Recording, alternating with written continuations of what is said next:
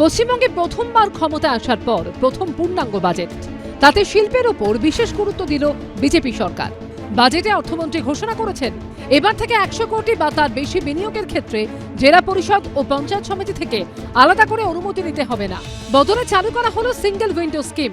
বৃহৎ শিল্প বিনিয়োগ সহজ করতে ইজ অফ ডুইং বিজনেসের উন্নতির জন্য 100 কোটি টাকা ও তার বেশি প্রস্তাবিত বিনিয়োগের ক্ষেত্রে জেলা পরিষদ ও পঞ্চায়েত সমিতি থেকে আলাদা করে বিল্ডিং প্ল্যান অনুমোদন, ট্রেড লাইসেন্স ও অন্যান্য প্রাসঙ্গিক অনুমতি নেবার ক্ষেত্রে ছাড় দেওয়া হবে, যার লক্ষ্য হবে পদ্ধতির সরলীকরণ, যাতে উদ্যোগীদের ওপর নিয়ম পালনের বোঝাটা কমে।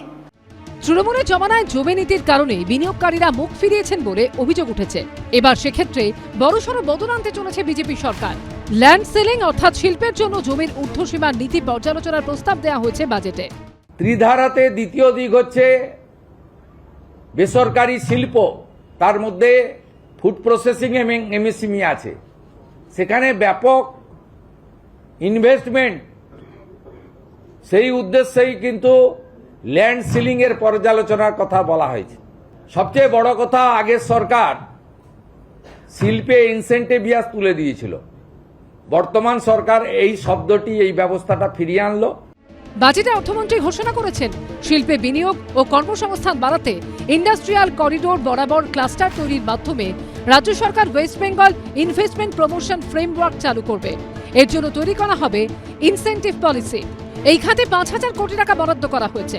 এছাড়া হাওড়া হুগলিতে পাট শিল্প এবং শিলিগুড়ি ও দার্জিলিংয়ে চা কৃষি প্রক্রিয়াকরণ ক্লাস্টারের জন্য 1,000 কোটি টাকা বরাদ্দ করা হয়েছে। দুর্গাপুরে একটি সেমিকন্ডাক্টর ইউনিট তৈরির ঘোষণা করা হয়েছে। এটি যদি হয়ে থাকে বা হওয়ার দিকে যদি যায়, তাহলে গোটা ভারতবর্ষেরই আমাদের গর্বের একটা জায়গার মধ্যে দিয়ে আমরা যাব।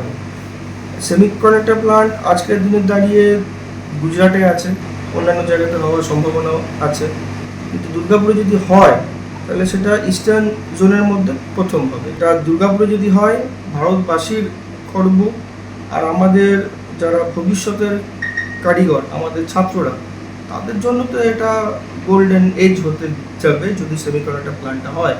গভর্নমেন্ট অফ ইন্ডিয়া নানা রকম ইনিশিয়েটিভ নিচ্ছেন, বিভিন্ন রকম ফাউন্ড্রি তৈরি হচ্ছে, তারা ইন্ডাস্ট্রি তৈরি করছেন, যাতে আগামী দিনে আমাদের ইন্ডিয়ান যে স্টুডেন্টরা আছে তাদের যে মেরিট, তারা বাইরে চলে যাচ্ছে, যারা এখানে তারা তাদের ট্যালেন্টটাকে ইউজ করতে পারে।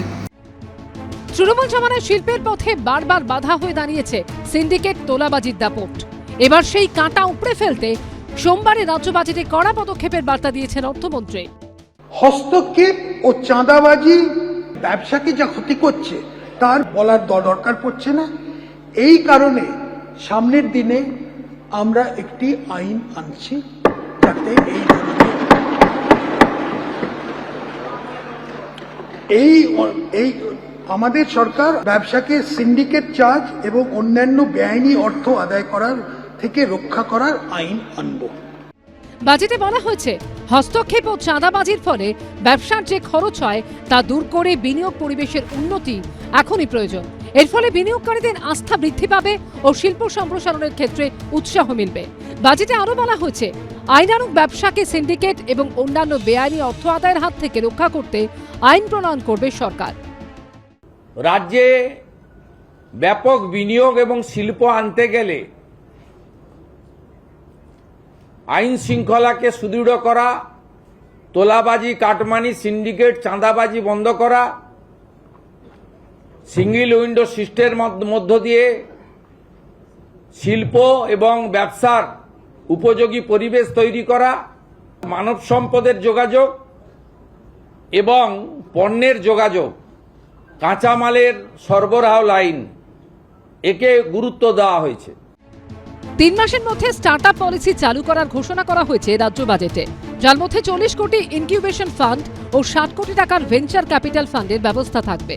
আশাবুল হোসেন, কৃষ্ণেন্দু অধিকারী ও মনোজ বন্দ্যোপাধ্যায়ের রিপোর্ট, এবিপি আনন্দ। এবিপি আনন্দ, এগিয়ে থাকে, এগিয়ে রাখে।